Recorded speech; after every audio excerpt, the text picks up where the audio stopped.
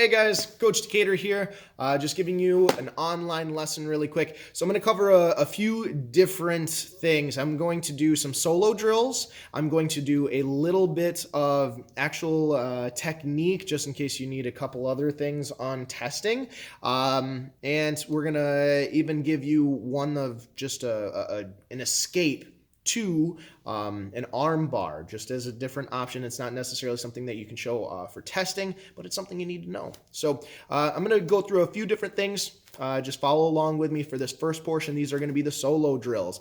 These things can be repeated as many times as you wish. Please do, okay? These are all going to help out.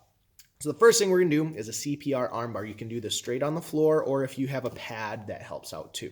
So CPR armbar, we're going to do this from mount here. So if we're in mount, our knees are around our opponent, and what we're going to do is flatten them out. So we have to have a good base is the first thing. So my feet, see how they're underneath me? I want them actually underneath my partner's bottom. So if they ever buck, I'm stable. I can stay with them, and my arms are wide and low, and I'm on top of them, smothering them as best as I can.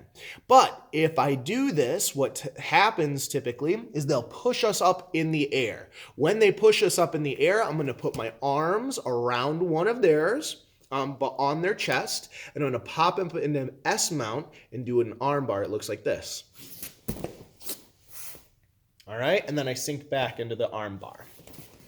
So I'm going to have a partner for this one just to make sure you guys get the right idea rather than just using your imagination. So Coach Sparks is going to come help me out here and lay right about here. All right, so the way this works, if I'm laying down on him, he pushes me up because he doesn't like the pressure with his hands. So he's going to push me up so I can get the arm bar. So one hand goes in the middle and it's pointing straight at him. The other arm is around the top and it's pointing which way I need to go. So when I do the CPR arm bar, I'm going to pop up with my foot underneath, hugging as tightly as I can. This is called S mount here. And then I wrap the other leg over the top and fall down. So if you have the luxury of having somebody with you, please do this. If you don't, that's awesome too. All right, so thank you very much, Coach Sparks. I'll have you scoot over for just a little bit here. We're going to do some bridges as well. A couple of different things that are really, really important are bridges. If somebody's on top of you, we got to buck them off you. So we've done this a lot in class. I want to make sure we're still doing them. As you do a bridge, we're going to put our feet right next to our bottoms, underneath us. And now we're gonna pop up our hips in the air as explosively as we can. A different thing that you can do is little high fives. So we're gonna turn over to the side and high five, crisscrossing every time.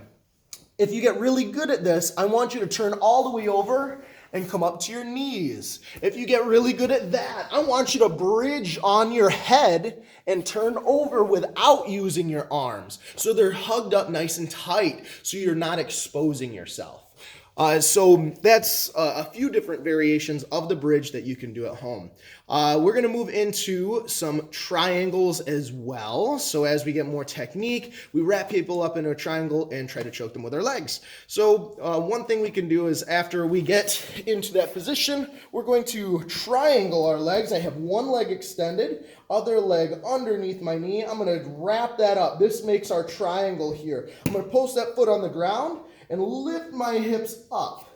So as you secure a triangle, we're going to pull down on their head, drive our heels to the mat, and that's going to squeeze their neck even tighter. So if we practice this motion of getting a triangle, putting our foot down, and just working bridges here, that's going to strengthen those muscles in our hips and help us out.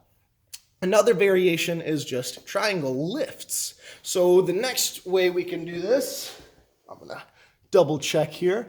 I'm going to lift one leg up, put the other leg behind, and as I lock it up, I'm also going to drive my hips up into the air and twist. So it looks like this.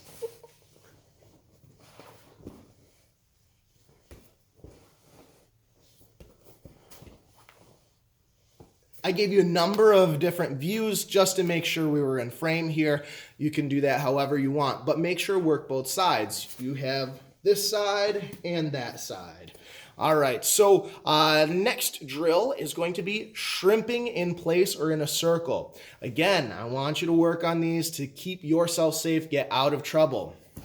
If we are on our back, we want to be on our side as best as we can rather than flat on our back. I'm going to straighten the lower leg out. I'm going to use my hands to push down, and I'm going to push with the leg that's up to get my hips away from the partner. So then even pulling yourself back in, we can do reverse shrimps as well, but you can use both sides, shrimping in place, and then the other version is just to shrimp away in a circle. You may look funny doing it at home if somebody's watching, so don't recommend that one. So try that out on your own. Another thing we can work on is practicing our wrestling shots. Always a good technique to do.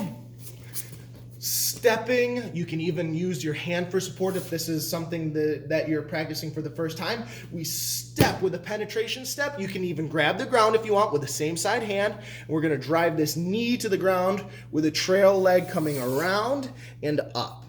All right, so I'm going to do it from a side angle as well. I'm going to step. I'm going to grab the ground just so you have full support and don't hurt yourself. Swing the other leg up. If you want to, you can add a little jab and shot. Jab and then shot. All right? Something you can do at home very easily. If you have the luxury of having a couple things like 2 chairs, we can tie a belt, and you can even try shooting under the belt to make sure you know where your head is, making sure you're low and you stay low. If you're really tall, going down, it's a long trip. So the lower we are, the quicker we can get to their legs. Okay? We're going to move into our last couple techniques. I'm going to move into more of a partner style here. We're going to do a hip toss, an arm bar, and a hitchhiker escape. So these do require a partner. So this is going to be the portion that if you're just in it for the drills, you got some. If you want to learn a little bit more technique or something different, this is that next portion. So we're going to move into a hip toss, arm bar, and hitchhiker escape. It looks like this. So Coach Sparks, we're going to do the hip toss. I'm going to grab onto his wrist. I'm going to reach all the way across his waist here. If I can grab his belt, wonderful. If not, that's okay too. Now, the big thing is our feet here. I'm going to take my outside leg, so the opposite of the one that's grabbing onto his hand. I'm going to swing it all the way around to where we're pretty much facing the same direction. I'm going to sink my hips lower than his hips so I have a good base, and I'm going to pick him up with my rear end. So now that I got him here, he's almost weightless. I'm just going to pull the arm, and then he falls. So again, if you have the luxury of having like small children or a significant other or just a friend who isn't sick, this is a good time to do these types of things. All right, so I'm grabbing his wrist, reaching all the way across. As I shift my hips, you can pretty much line up your rear end with their leg, but our legs cannot be super far out. If you do it super far out, you may hurt your leg or even throw them on your leg. Doesn't feel good. So I recommend shoulder width or less, and then we're going to make like a piston, almost like if you can jump, that's what we need. We need that power going straight up. So we go underneath their hips, and I load him on my back. I'll even lean forward so he's laying on me, and then just the standing motion is what's picking him up. And then we have the toss. That's the arm toss, or I'm sorry, hip toss. Now we're going to go into an arm bar. After we throw them down, sometimes they may fall, and especially if they had good force and we lift this arm, they're in prime position for an arm bar from side control. So I stick my leg behind him, sit the other leg over his head, and now I have an arm bar. I just grab on nice and tight, pinch my knees, and I drive my heel down to the mat, keeping my hips nice and tight towards his shoulders as I sink back. That will be our arm bar. But now we're moving into a hitchhiker escape. I'm going to do one more thing here, okay? Actually, let's do one more arm bar. We can have you just fall on the ground. That's perfectly fine. Again, as I hold him up here, I want to make sure he fell correctly.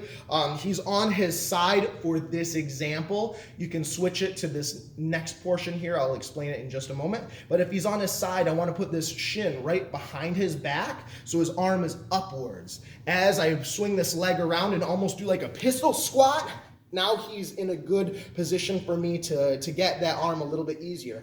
If he's falling over, okay, if he's flat now, I just take the other leg, bring it around just like a regular arm bar, again, driving those heels to the mat, pinching those knees, and sinking back. All right, but now we're gonna move into a hitchhiker escape. I'm gonna have Coach Sparks help me out with this one. We're gonna switch spots, and I'm gonna walk you through the last portion here. Hitchhiker escape here. Coach Sparks is going to put me in this arm bar. First things first, I don't want to tell him he's doing a good job because that means he will rip my arm off. So I'm going to turn my thumb upwards towards the top of my head. His feet here should be around my arm and locking me in, so I'm going to do the opposite. I'm going to push them down and away so they aren't locking me in. I'm going to now roll over to my side as I almost like Homer Simpson. I'm going to walk around here. I'm going to do a little circle. So I'm going to walk around, coming up to my knees. And now we're facing two opposite directions. His legs are by my head, my feet are by his head. Now I have a few different options to get out of here because he can omoplata me. So technically it's like a fourth move kind of bonus. If he wanted to, he could kick me right back down into an omoplata, if you guys know what those are. Actually, let's do that real quick. He kicks me down, and then he flattens me out, grabs my waist right here with his arm, and then he whispers in my ear, and that's an omoplata. That's a bonus fourth move. But we're going to continue with our escape after we do the hitchhiker escape. So after we get here, we're still in danger. Three different options that I like. My first one is I'll sit up and pull his weight up so I can go underneath his leg and circle around into a cradle.